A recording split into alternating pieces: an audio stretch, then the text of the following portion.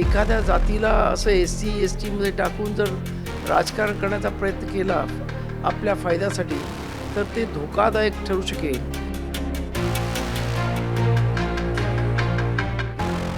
उपवर्गीकरण म्हणजे अनुसूचित जातीमध्ये तुकडे करायचे आणि त्या तुकड्यामध्ये आरक्षणाचं प्रमाण आहे 13% ते विभागून द्यायचं.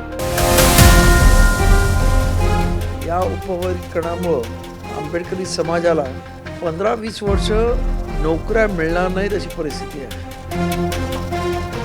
आणि मागच्या पिढीने बाबासाहेबांबरोबर आंदोलन करून तुम्हाला हे आरक्षण मिळवून दिलेलं आहे.